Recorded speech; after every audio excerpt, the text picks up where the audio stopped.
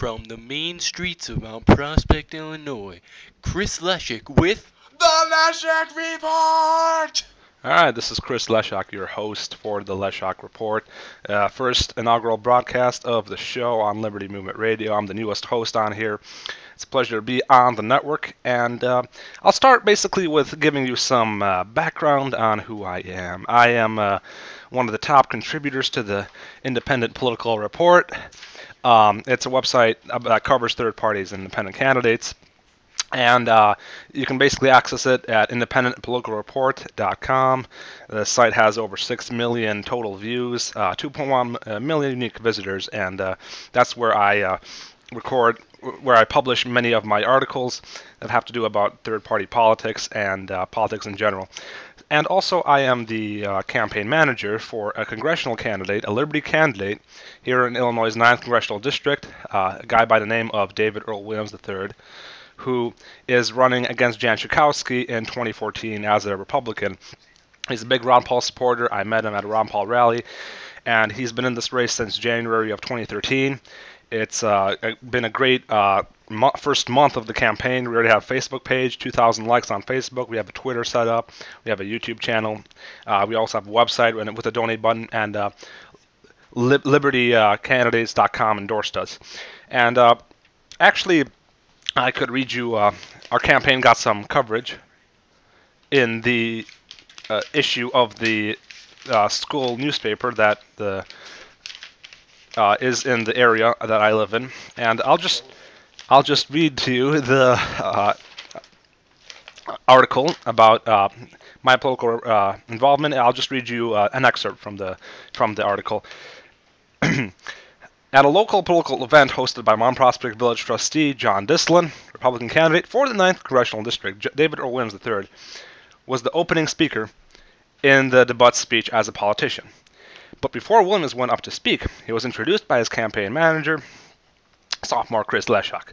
Lesiak became involved in politics in November of 2011 when he, as a self-described libertarian and huge Ron Paul fan, he started attending Ron Paul rallies. He distributed pamphlets, talking to passersby about Ron Paul. This was how Lesiak met Williams. Basically, I pester Dave every other day, Lesiak said. Hey Dave, you should run for Congress. Currently, the campaign is nearly 2 years away from election time, but already has a Twitter, a Facebook page, a YouTube account, and press secretary, sophomore Ruchika Darapaneni. Our plan is to win, Lesiak said. As one of the youngest campaign managers ever, at 16 years old, Lesiak has a surprising stance on political involvement for teenagers. And as a side note, I'll go back to this. If you're under 18, you really shouldn't be involved in politics, Lesiak said. There are so many other things to focus on. Academics, sports, the ACT. In a nutshell, high schoolers are really busy and don't have time to concern themselves with politics. So what on earth is Lesiak doing as a campaign manager? I guess I'm the exception, Lesiak said. So yeah, that's basically a short excerpt from the student newspaper. The article is written by Anna Boratin, who was an opinion writer for this newspaper called The Prospector, student-run newspaper, Prospect High School here in Mount Prospect, Illinois. And basically, that's some background on me. As you can see, I'm the writer and the campaign manager. The campaign really is, well, we're kind of swimming upstream because in the last election, the Democrat Jan Schakowsky, the incumbent congressperson, she received about 67% of the vote, while the Republican candidate got about 33%. So basically, that's just a little bit about me, and I'll just go into the topics of today. And the big issue really right now is gun control. Gun control is the pivotal issue.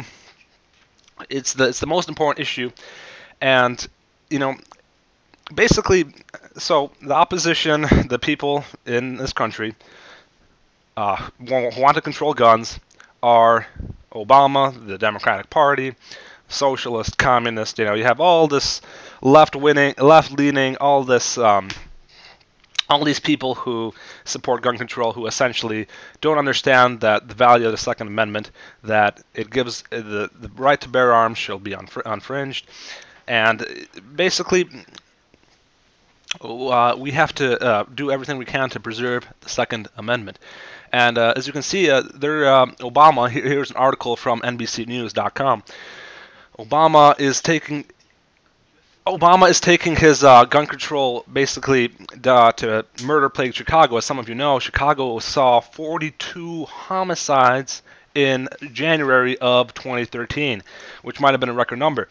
And so Obama's basically his hometown of Chicago. He's been talking about it on how gun violence is such an epidemic on the South Side, how basically what we can do to curb gun violence, how we can stop all these school shootings, Columbine, Sandy Hook, the Aurora shooting in Colorado. And Obama is just pushing this radical notion of gun control. Which, if you look at all these tyrannical regimes, all right, if you look at the Khmer regime in Burma, if you look at all these different countries, North Korea, if you look at Soviet Russia until '89, the Soviets, you'll see that gun control was a staple element of the regime staying in power. I mean, what did Hitler do when he came to power in Germany in 1933? Confiscated guns. Gun ownership was illegal. So, that's how he was able to round up his victims, the Jewish people, the Poles, all these different nationalities, and gun control has been used by tyrannical regimes all through the ages as an element of controlling the populace. And think about this. I mean, let's look at Sweden, or not Sweden, Switzerland.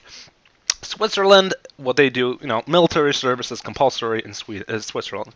And basically every household has a gun, has a firearm. They even have some, semi-automatic weapons, if you have ever seen any, or read any articles about Switzerland. And look at Switzerland as a country about 7 million people, a small European landlocked country. And look at their crime rate. The crime rate is very low. Number of violent crimes committed is very low. And ever heard of a school shooting in Switzerland? Neither have I.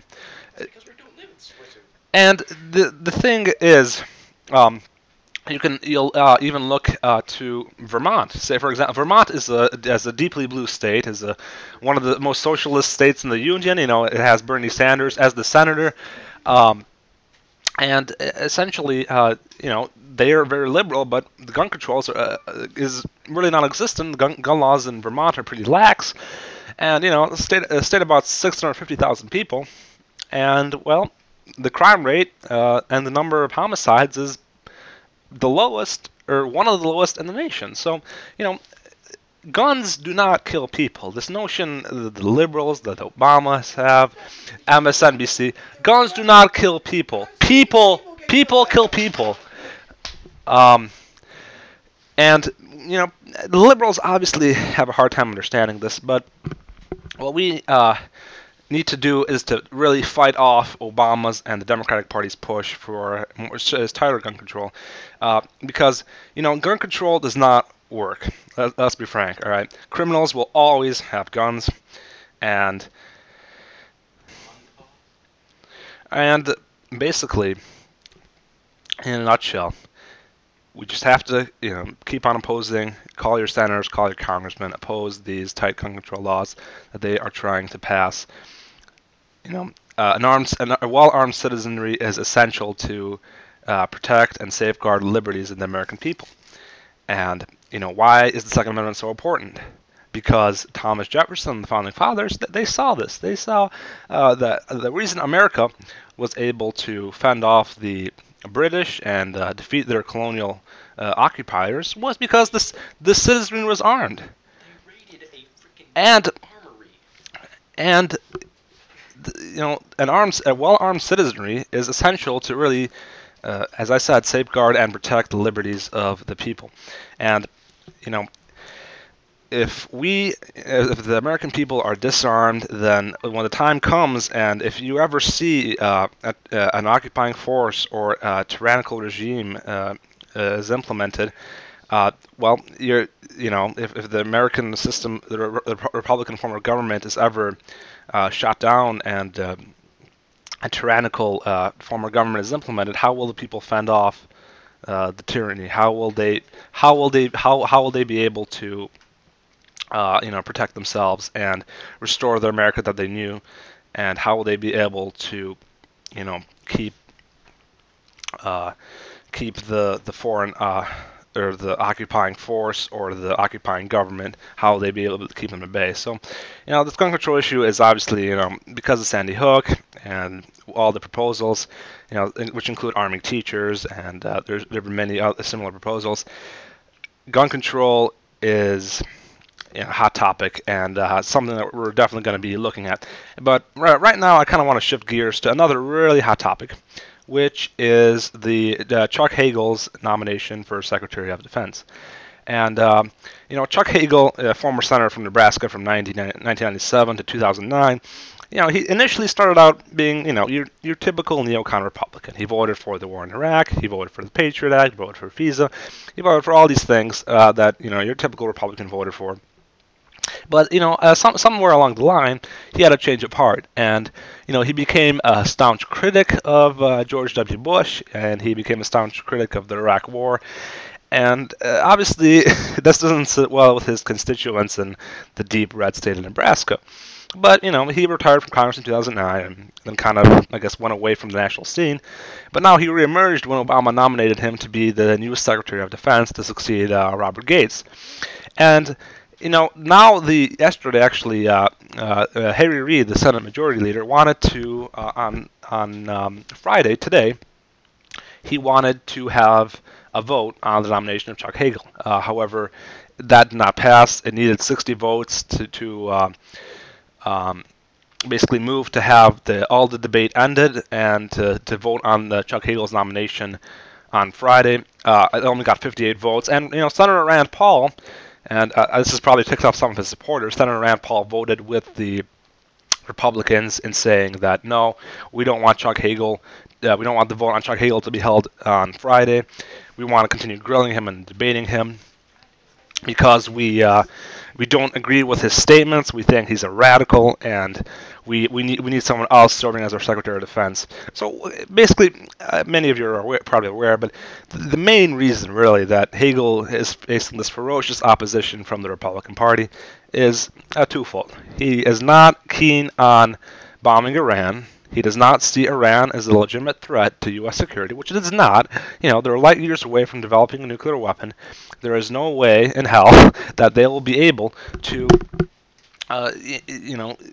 pose a threat to the United States, much less Israel, because when you look at Iran and you look at the country that is governed by President Mahmoud Ahmadinejad, you'll see a country that's poor. The economy is weak. Okay, people are living in dire poverty there, and the military. There's no navy. There's no nothing. It's not advanced at all. They're not capable of producing a nuclear weapon, and furthermore, Iran does not want to threaten Israel. Mahmoud Ahmadinejad's comments about the Israeli regime and wiping off the map were completely taken out of context. He was talking about the Zionist regime. He wasn't talking about Israel. Furthermore, it's just ludicrous when you compare all the statistics between the military of Iran, the Israel, the defense forces, and Israel's capabilities. Israel has nuclear weapons. I believe they might even have 400 of them, but don't quote me on that. They have one of the best militaries on the planet, maybe the fifth best one. They definitely possess the capability. I mean, look at the fight with the Palestinians now. Look what a disproportionate fight that is. You got Palestinians with rocks and homemade rockets and sticks versus a nation that has tanks and that has modern missiles, and they drop white phosphorus. And you look at 2009, what they called the Gaza War. Well, it wasn't really a war; it was more of a massacre. You saw 1,400 Palestinians die and a mere 13 Israelis. So, when you look at Israel and how they're supposedly threatened by Iran, how Benjamin Netanyahu and his right-wing Likud party are supposedly threatened by Iran, there's no threat coming from Iran. There's no threat coming from Iran to the U.S. And we should just simply. Chuck Hagel was right. They don't pose a threat to us. We should not be preoccupied with occupying them. We don't have the money. Okay, we're about $17 trillion in debt. We don't have the money to launch another war. Okay, that'll further lead us down the path of bankruptcy.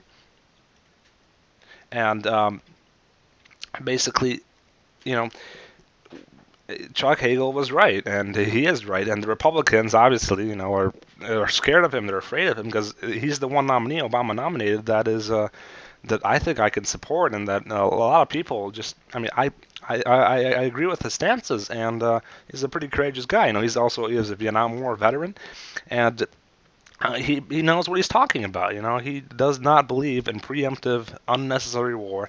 So innocent Iranian lives, innocent American soldiers' lives get killed. So, you know, Chuck Hagel is definitely right on around, but of course the GOP, led by Mitch McConnell and the neocons, won't realize this. And, you know, also Chuck Hagel, so a big beef the Republicans have with him are his statements on Israel. You know, they were called anti-Semitic. He made some quotes on Israel, in which he basically said that, you know, the Jewish lobby controls a lot of influence in the U.S. And he was called anti-Semitic because he used the term Jewish instead of Israeli and whatnot. But so they basically don't view him as a staunch defender of Israel. They view him as anti-Israel even. But, you know, he's not anti-Israel, and more so than he's pro-America. There's a difference between Israel and America. There's two different entities. You know, defending the interests of Israel is not the same thing as defending the interests of the United States. And, you know, people have to be aware of that. We are two separate entities, and we should not be sending. Actually, we shouldn't be sending any foreign aid, period. But we should not be sending to the tune of $3 billion every year to Israel. And I mean, when you look at what Israel's doing, I mean, they're not treating the Palestinians very well. You know, Gaza is an open-air concentration camp. Ron Paul even said that. You know, 1.5 million people living in open air. You know. They're basically enslaved. They're surrounded by walls, Israeli checkpoints. Their lives are terrible. You know, Palestinians' lives are terrible. And you know, Chuck Hagel has the courage to not just be lock and step with the state of Israel on every matter. And the Republicans they find that objectionable, and they're scared of him for that. And you know, I think hopefully. When the Senate gets back next week sometime, hopefully they'll be able to confirm Chuck Hagel, because that's been the one appointment that's been taking quite a while for Obama to get passed, because Republicans have so many objections to him. You know, I was looking on Rick Santorum had a page has an organization called Patriot Voices, and it's urging people to oppose Chuck Hagel's nomination for Secretary of Defense. That's saying he's wrong on defense, and you know, all of this just stems from the fact that, you know, the neocons just want perpetual war. You know, they think the perpetual war fuels the military-industrial complex, and you know, we as a country, you know, cannot afford war. Chuck Hagel knows this. He's a veteran. He knows what he's talking about, and hopefully Chuck Hagel will be confirmed next week, because, you know, looking across Obama's slate of nominees for the various offices, Jack Lew for Secretary of Treasury, and Obama's other nominees for different posts, John Kerry for Secretary of State. Chuck Hagel's the one that I think stands out to me, because he is the one who's shown that he will not just toe the party line, and he has courage, and that he will you know, stand up for what he believes is right. And we need a nominee as Secretary of Defense like that, you know. And you know, I wish him luck. And basically, hopefully, the Republicans won't be able to block his nomination. And what kind of worried me, though, was when they had the vote yesterday on cloture for debate. Rand Paul voted with the Republicans. And, you know, people obviously have pretty high expectations for Rand, considering that he is the son of Ron Paul. And, you know, they think that, oh, he's going to be a clone of Ron Paul. And that's not the case. You know, Rand Paul is kind of doing his own thing. He's trying to be, you know, basically he's trying to be friendly towards the Republican Party. He's trying to kind of gain favor of social conservatives, of some neocons. He's trying to just kind of bridge these various factions in the Republican Party. You see the social conservatives, libertarian faction, and you see like the moderate faction, the old guard GOP conservatives, many different factions here. And he's kind of trying to bridge them. But hopefully he will vote in favor of Chuck Hagel's nomination because he is a good man, and we need him as Secretary of Defense. And Hagel basically, what he's saying is is just he wants to implement a policy of rationality in terms of the Middle East, in terms of U.S. foreign policy, a policy that is common sense, and the policy that we can afford. We cannot afford another war with Iran. We can't afford to just never stray from Israel, always be by Israel's side no matter what they do. I mean, you got to realize that Israel is not is not a state without sin. They have committed some travesties in the past. I mean, you look at the USS Liberty attack in 1967, June 8th, 167 Americans, I believe, were killed. I'm sorry, 34 Americans were killed. 167 were wounded in that attack. And you've seen Israel, the way they treat the Palestinians, and now they're getting involved in Bashar al-Assad's Syria, the civil war, which, when you look at the civil war in Syria, it's basically Al-Qaeda and terrorists versus Bashar al-Assad and the loyalists. And you got to realize that Bashar al-Assad is obviously no hero. He is a dictator, but when you look at Assad and you look at the opposition, it's not hard to deduce. Assad is the much better alternative. Look what happened with the Muslim Brotherhood in Egypt. Look what happened when the revolution went to the full spring, and President Hosni Mubarak of Egypt was forced out of office, I believe in January of 2011, and that was a very good thing. This is an oppressive dictator. He was propped up for 30 years, even by American money. All right, Americans supported this. The American government sent taxpayer money to this dictator, and he was out of office. The people rejoiced in Tahrir Square. I think it was on the February 11th. It was a good thing. But then, what came into power was the Muslim Brotherhood and their radical view of the Middle East, the radical view of how Egypt should act, and they came into power, and now they're the president gave some what they labeled anti-Semitic remarks against Israel, and now you gotta just wonder, America supported these revolutions. They wanted to see all these oppressive regimes in the Middle East toppled during the Arab Spring, but look what the consequences of that are. That even more radical, even more anti-American regimes are being installed. And just think about it. I mean, the regimes or the people in the Middle East, they have reasons to not be too fond of the U.S. Let me just put it that way. All right, we've seen what the U.S. has done in the Middle East. The Iraqi occupation, over 1 million civilians dead. You saw Afghanistan, what's been going on with Afghanistan for 11 years now. It's like a perpetual occupation. The drones Obama's been sending to Pakistan, I believe since 2004, 400 people at least have been killed by these drones in Pakistan. And you're looking at, the past record of what the U.S. has done. They propped up Saddam Hussein. They supported Hussein against the Iran in the 1980 to 1988 Iraq-Iran war. And you saw how Iraq, basically defeated Iran. I mean, the U.S., they shot down in, I believe it was in the late 1980s, they shot down a passenger airline or Iranian passenger airline in international waters, and they killed 290 people. There's a record of American actions in the Middle East that is quite frankly not at all friendly to the people of the Middle East. And then you wonder why they take up arms, why they burn American flags, why they're not happy, why they attack the embassy in Cairo. And I'm not defending any of these things, of course, but you just have to realize that there is a reason why these people do not like the U.S. It's called blowback. The CIA uses it. Ron Paul has talked about this many, many times. Blowback is basically when, like, for example, the Shah.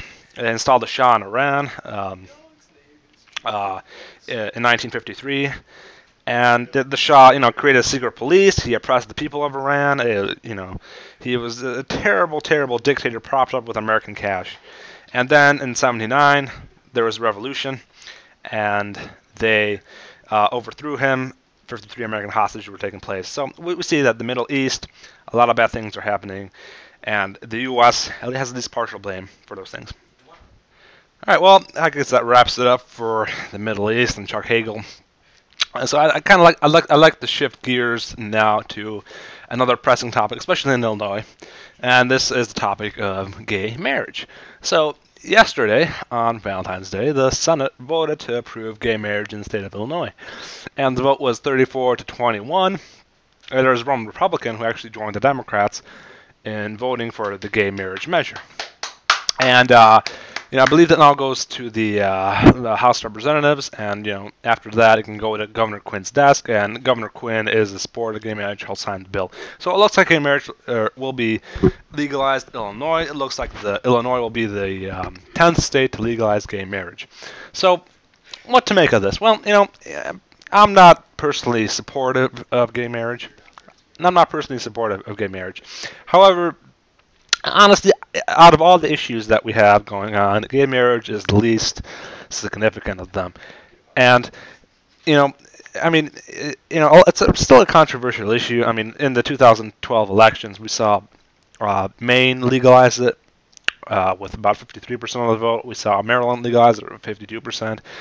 Washington about 54%. So these are liberal states. These are very blue states that will legalize gay marriage by small margins. So it's still a very contentious issue. A lot of Americans still oppose it, and it's something that's gonna just continue on being debated. Should we just change the definition of marriage for the 5 to 10% of people who are gay, are homosexuals? And a lot of people are saying yes. And the libertarian line is to basically support gay marriage. Ron Paul, his view is, while he does not support it personally, kind of leave it up to the states, leave it up to local jurisdictions. Don't get the federal government out of it, and I support that too. If a state wants to legalize gay marriage, there's absolutely nothing wrong with that. If people vote in a referendum to legalize gay marriage, well, there's no problem with that either. If they vote, they want to have a constitutional amendment to ban gay marriage, I have no problem with that either. So, this is an issue that really isn't that big of a deal, but with this Illinois thing, I just wanted to touch on this tangent, and the Republican Party, basically a new generation with Go Proud and Log Cabin Republicans are basically coming out in favor of gay marriage, and basically that's what's going on. So what I'd like to do now is just to really go on to the Republican Party. This is a big issue, and as I mentioned before, I want to give my assessment of where the Republican Party is at. As I told you before, I'm the campaign manager of David Williams III, who is the first declared Republican candidate in Illinois' 9th Congressional District against Democratic incumbent Jan Schakowsky. So basically how the Republican Party has to move into the future in order to be successful, in order to actually win elections, in order to continue to be a viable force in America. And obviously we don't want the Republican Party to just be the party of neocons, the party of perpetual war, the party of this radical, really extremist Richard Murdoch or Todd Aiken type comments that are completely inappropriate. Basically these two gentlemen, Todd Aiken was leading of the polls consistently against Claire McCaskill until August of 2012, when he made the comment that about rape and how the female body's a way to shut it down. And then Richard Murdoch, the genius that he was, he came out with a comment that, pregnancy from rape essentially is something he thinks that it's something that God intended to happen, even if it was from rape or incest. And these type of comments are just completely out of line. They're completely out of the mainstream. And basically, these two Republicans lost what should have been Republican victories because of those comments. So how do we make the Republican Party a viable force? How do we kind of take it back, make it basically not the party of the neocons, not the party of the hardcore social conservatives who who preach about, oh, we're pro-life. They go to an anti-abortion rally and they picket abortion clinics and they pass out leaflets next to their local church about how they oppose abortion, how abortion is murder, how we need to overturn the 1973 Roe v. Wade. Well, and then they're like, oh, let's bomb Iran. Let's kill thousands, hundreds of thousands of civilians in Iran. Let's bomb all these third world innocent countries that don't pose a threat to us. Let's kill children there. Let's keep on imposing sanctions on Cuba. Because the sanctions in Iraq, 500,000 people, including women and children, died in the 90s because of the sanctions we placed on that country. And these social conservatives, they just, they think they're pro-life, but in reality, how can you be pro-life and at the same time support war, unconstitutional, immoral, unjust war? How can you do that? That's complete lunacy. So how do we make the Republican Party? How do we basically take back the Republican Party and make it what it used to be? When you see, look at the 1920s, or even before that, you look at Warren G. Harding or Calvin Coolidge. These were pretty good presidents, but they never get ranked high on the lists of the liberal academia rights of presidents because they maintained a pretty much non-interventionist foreign policy. They didn't meddle in the free market. They were pro-economic growth, and they were not aggressive. Essentially what they did is they played roles on the sidelines. They were not activist presidents who just pushed try to shove their big government liberal agenda down the country's throat. And so how can we make the Republican Party the party that opposed the U.S. entry into the League of Nations? How can we make it the party that really conforms with the ideals of the people and doesn't represent the interest of multinational corporations, of the neocons? Citizens United, so many Republicans supported that 2010 ruling by the Supreme Court, which basically said money equals for speech. Corporations are people. Remember Mitt Romney at the Ames straw poll? He said, "Yes, corporations are people, my friend. Of course they are," because he said, the money corporations make goes to people. Well, that's an absurd statement by him, that equating corporations to living human beings. I mean, no corporation can do what a human being does. And so how do we, again, back to the main question at hand, what do we do to make the Republican Party conform to our ideals and not be the party of the neocons? Well, what we have to do is, first of all, abandon this idea of third parties. All right, there's the Libertarian Party, there's the Constitution Party, the two really big third parties that Ron Paul supporters could support. All right, we cannot support third parties. I mean, look at the 2012 presidential election. Governor Gary Johnson, by far the most qualified candidate the Libertarian Party ever had. Former two-term governor of the state of New Mexico, a Republican. He was elected in a state that was 2-to-1 Democrat. He built a handyman business. He turned a handyman business, a one-person business, into a business with over 1,000 employees. He was a successful governor in New Mexico. He's an athlete. He's completed triathlons. He's climbed Mount Everest. He was an amazing candidate for the Libertarian Party. At the May 2012 convention, he got about 70, I believe it was about 70% of the vote. So it completely destroyed his competition. And so, Ron Paul obviously didn't go third party. He never said he would do it, and he didn't. And so the general election rolls around, and November 6, 2012. How does Gary Johnson do? Well, he doesn't even get 1% of the vote. He gets 0.99% of the vote. He gets about 1.27 million votes in the nation. All right. So he beat Ed Clark's record from 1980 of about 920,000 votes. And so the Libertarian Party was all like, "Oh yeah, our candidate. Look at it. Look at his great performance. Look at his 1.27 million votes. We've never gone this far. The Libertarian Party is a new age is dawning upon us." All right. Well, just think about this. All right, 0.9% of the vote. Think about how small that is. All right. In my precinct here in Illinois. All right. It was a precinct. It was a close race. Obama narrowly won, I think 50.8%. Romney got about 48%. So about 280 votes for Obama. I'm going off the top of my head. 200 maybe 70 votes for Mitt Romney. And then guess how many votes Gary Johnson got? 4. Jill Stein got 3 rather. And just think about how that's like 0.67% of the vote. All right, like why? What is the point of third parties other than to cast a protest vote? You don't like the Democratic candidate, you don't like the Republican candidate, you consider them part of the duopoly, and actually in front of me I have a book that kind of takes down the American duopoly.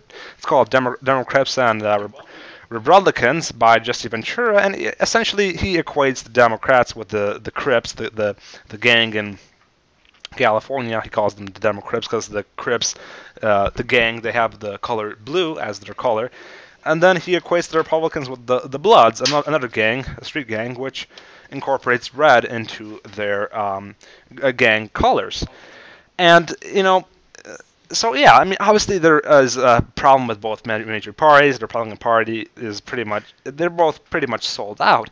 But just think about third parties and think about how ineffective they are and how poorly they do, all right?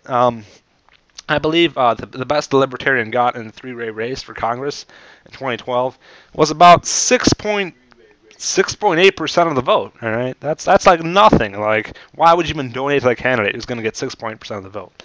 And I personally like third parties. I really do. I like the Constitution Party. I like the Libertarian Party. I like these third parties. I support them in any way that. And whatever they want to do, I like third parties a lot, and I write for a website called the Independent Political Report, which essentially is the leading website in the U.S. that covers third parties and independents.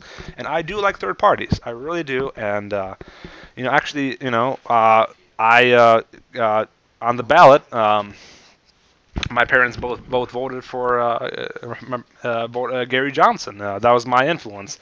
I actually filled out the ballot. I voted for Gary Johnson and the rest Republican candidates. So I have nothing against third parties at all. I like them a lot, especially the Constitution Party, the Libertarian Party as well. They're great parties, and I'm going to continue to write about them because I'm interested in them, and I maybe even be involved in third parties to a small extent. But you just have to realize that the Libertarian Party has been around since December 1971. Constitution Party has been around since 1992. What have these parties accomplished in that time period? Not really. Not much of anything, really. I mean, the Libertarian Party, I mean, they've advanced libertarian ideals through organizations like Students for Liberty and other organizations and libertarianism. Well, really, the main purveyor of libertarianism in America is Ron Paul. His 2008 campaign, 2012 campaign, Ron Paul really brought libertarianism to a new light and exposed so many people to the ideals of liberty, the ideals of freedom. And he did more in 4 years than the Libertarian Party did in 40 years. So you have to realize third parties are not effective ways of winning. If you're a Libertarian candidate running for Congress, chances are you're going to get 3-4% of the vote. Well, do you want to lose? I mean, because the one thing when you run as a third party candidate, the one thing that's certain is almost certain is that you're going to lose, unless you run on the local level, perhaps, or you're running unopposed for some position. But if you don't, then you're going to lose. And that's the sad but unfortunate truth, because they don't have money. The third parties are small. They don't have no ways of really getting out to people, to the masses, and the duopoly kind of excludes them. So the third party route, as much as I like third parties, I'm going to continue to write about them for the blog, Independent Political Report. But I don't think the third parties are the way to go. And the candidate who I am campaign manager of, David Earl Williams III, running in Illinois' 9th District, we were the fourth candidacy to be endorsed by Liberty Candidates yesterday, libertycandidates.com and Gigi Bowman, which was a great thing for us, and we're very happy with that endorsement. David is running as a Republican in the 9th District here. We're hoping he's unopposed in the primary. We're hoping to topple Jan Schakowsky come November 2014. And, we chose the Republican Party route. Really, it's really a no-brainer for us, okay? We want to win. We want to pull off an upset. And if we do pull off an upset, it'll be on the scale of Scott Brown's victory in Massachusetts in the special election in 2010, No one thought Scott Brown could defeat Martha Coakley, the Democrat. Guess what? He ended up defeating Martha Coakley, got about 52% of the vote. Huge upset. It was stunning development. That was the height of the Tea Party, really, the height of the Tea Party involvement in the Republican Party in U.S. politics. And Scott Brown was elected in one of the most democratic states in the nation. So right now, we're looking at a district in which the Democrat Jan Schakowsky last year, she won about 66% of the vote. The Republican won about 34%. So it's going to be a hard district for us. But we are running as Republicans because we're hoping to be unopposed in the primary. Two actually candidates before us, the 2012 candidate Tim Wolf and the 2010 candidate Joel Pollack, were both unopposed in the GOP primaries. And we're hoping we can pull off victories against Jan Schakowsky. And that's why we're running as Republicans, because third-party candidates, they just don't win. If you want to win an election, don't run third-party. Run in the Republican Party. So back to the whole question of this discussion is, how do we take back the Republican Party? How do we make it more fit to our ideals? Well, basically, we get involved. All right, get involved in the Republican Party. See your local precinct leader. Just try to get involved locally, okay? Because all politics is pretty much local. Work your way from the bottom up. So, get involved in local politics. Right now, in Mount Prospect, Illinois, where this show is being broadcast from, we have a candidate for Mount Prospect Village trustee in the April 9th election. His name is Carl Ariaza. And he's sympathetic to. He's a big Ron Paul supporter here in the Chicagoland area. He is truly a liberty candidate. He is probably the first liberty-minded candidate in Cook County, Illinois. And, he has been involved with the Republican Party. He was a big Ron Paul supporter. But after that, he supported other Republican candidates, such as Tim Wolf for U.S. Congress. He helped out with that campaign. And now he's running for village trustee. He's in good graces with the Republican Party, even though he's a big Ron Paul supporter. And the election for trustee is nonpartisan, but there's a good chance that he will emerge victorious in that race. And that's what you have to do. You have to get involved locally. There's going to be disagreements, okay? Foreign policy, civil liberties are the big ones. Some libertarians, obviously, social liberal. I'm personally, I do support ending the war on drugs, but I'm not really a supporter of gay marriage, and I consider myself to be pro-life. I am pro-life. I don't support abortion at all.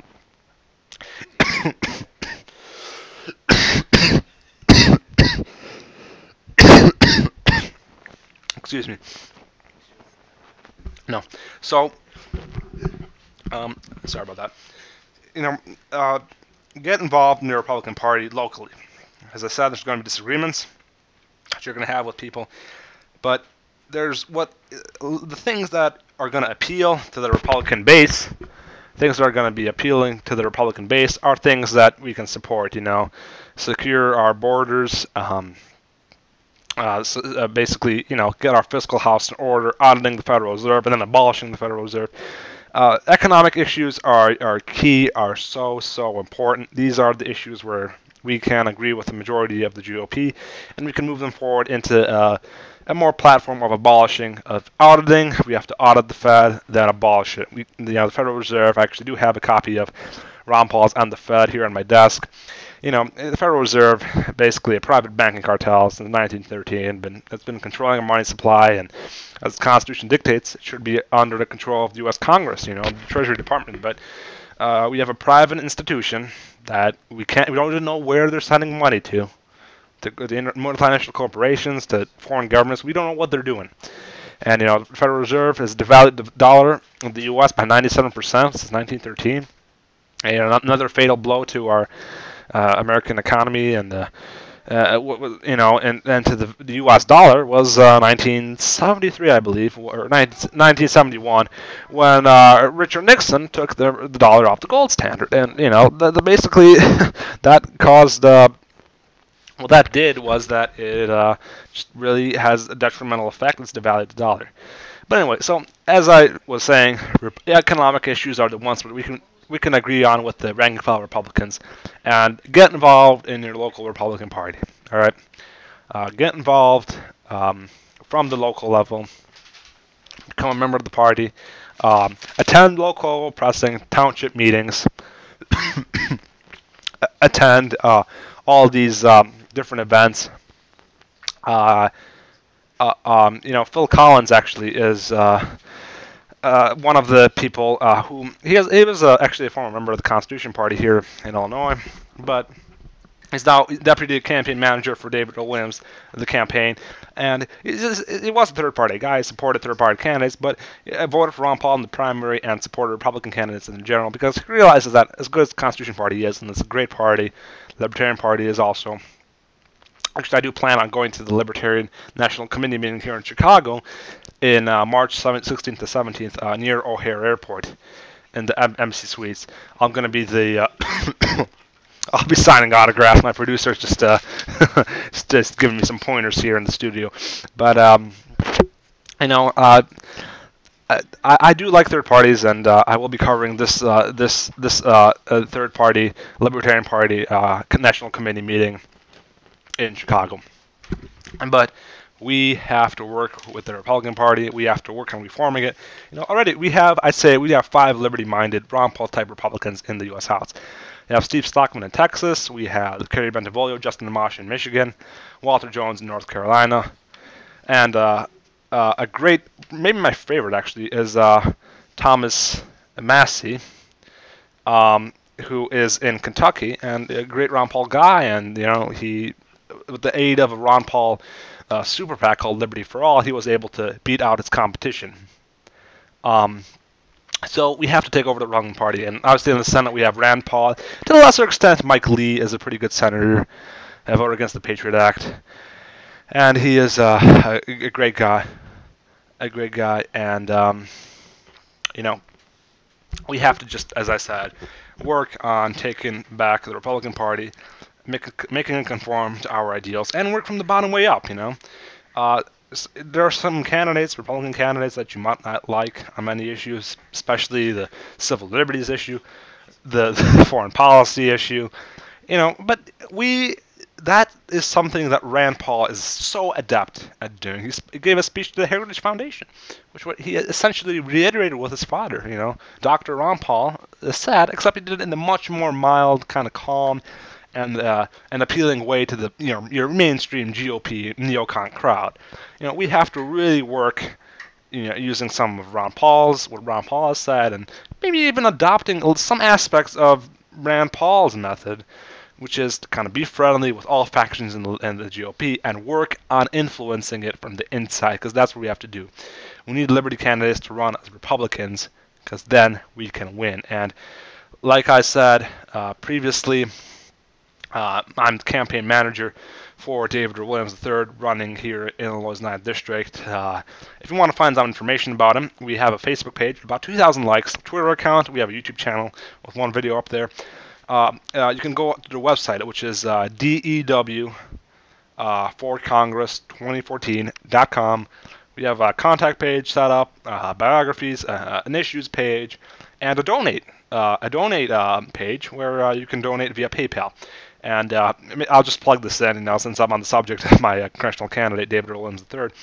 We're having a money bomb. A money bomb. Okay. A money bomb on President's Day, this Monday, February 18th. And it's sponsored by LibertyCandidates.com. Essentially, it's going to be a one-day money bomb to see how much money can be raised in our first initial stage of the campaign. We're in this race so early. We're the first Republican candidate and the first congressional candidate to be endorsed by Liberty candidates. We're started early because we want to scare off the potential Republican opposition that will come from the GOP. We want to be unopposed in the primary. Focus our efforts on defeating Jan Schakowsky. It's going to be a very, very tough race, but we are in good spirits. We think we can pull this off. We just need the support of the Ron Paul community, of the Liberty movement in the U.S. And I believe that then we can do this. We will be able to pull this off, and it'll be an upset victory if we do. So, okay, case in point. Work on the Republican Party, work on making it conform to our ideals. Not going to be easy. Obviously, the Republicans disagree. The mainstream neocon obviously disagrees with your average Ron Paul supporter on so many issues, but essentially, we just have to work hard at getting the party reformed. And actually, another candidate, I just remembered his name, a candidate from Mount Prospect Trustee is John Dislin.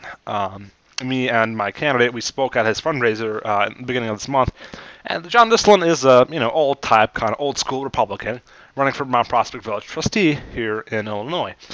But the thing about him is he is open to Ron Paul supporters. Okay, now we saw Tampa, we saw Ron Paul supporters are kind of really shut out by the GOP establishment. Okay, Ron Paul won 5 states, but they didn't give him the victory in 5 states. They gave him the victory in 3 states.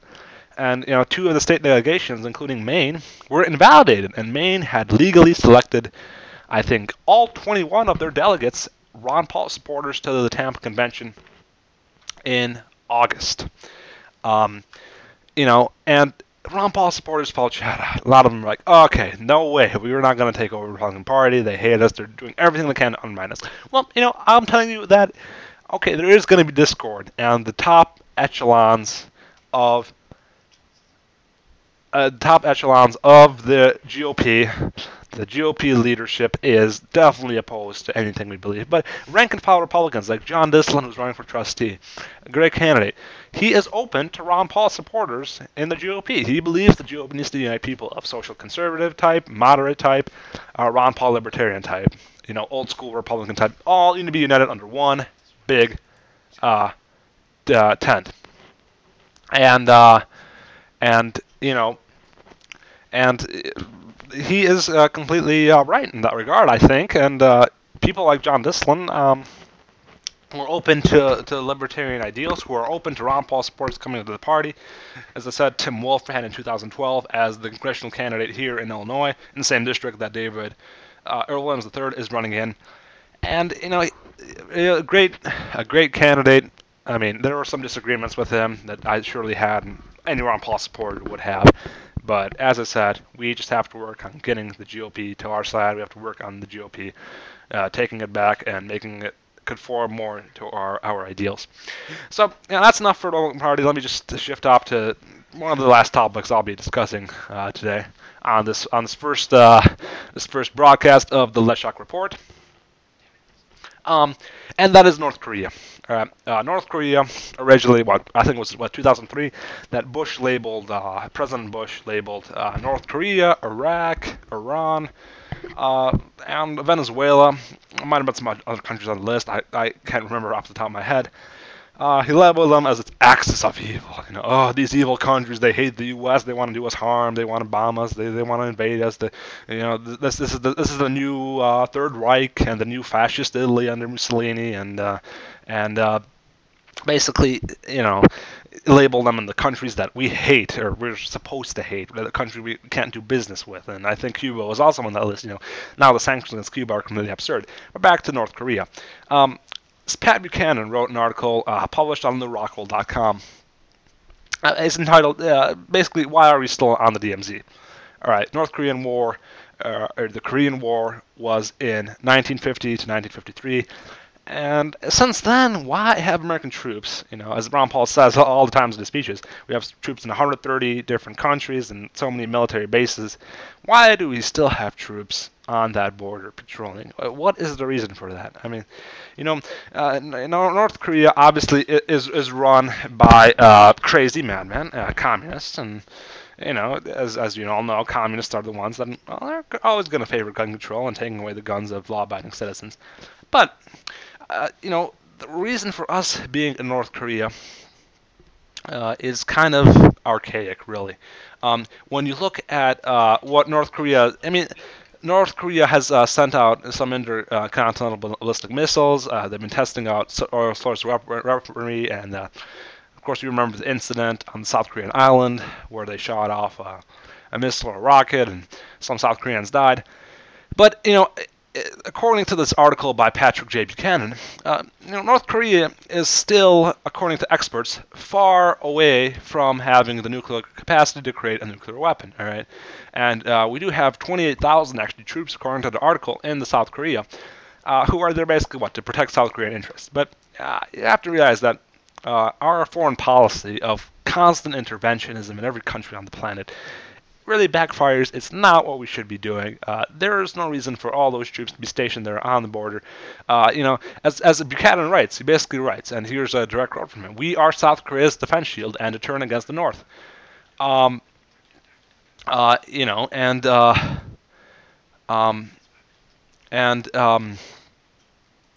he writes that Eisenhower ended the war 60 years ago. The Chinese armies that were fighting in Korea, they went home. The Soviet Union went home. Russia completely changed from a communist regime to what's being run under President Vladimir Putin today. And our troops are still sitting on the DMZ just like their grandfathers did. And he pointed out he was in high school when the Korean War occurred. And Buchanan basically writes, continues to write, "North Korea represents no threat to us, and South Korea has twice the population size of the North, and economy 40 times the North's. Access to most modern weapons in the arsenal of America."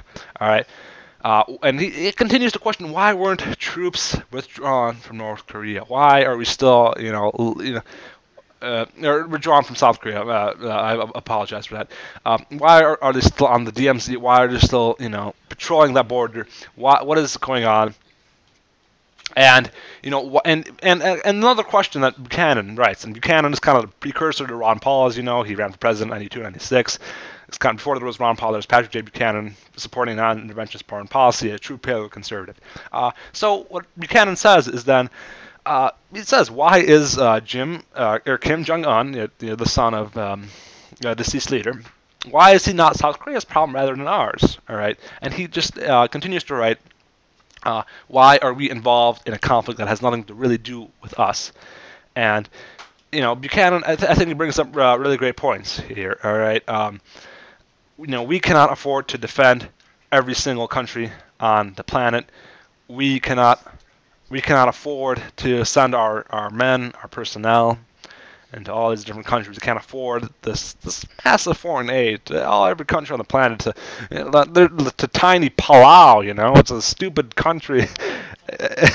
Palau is in the North or South Pacific Ocean, and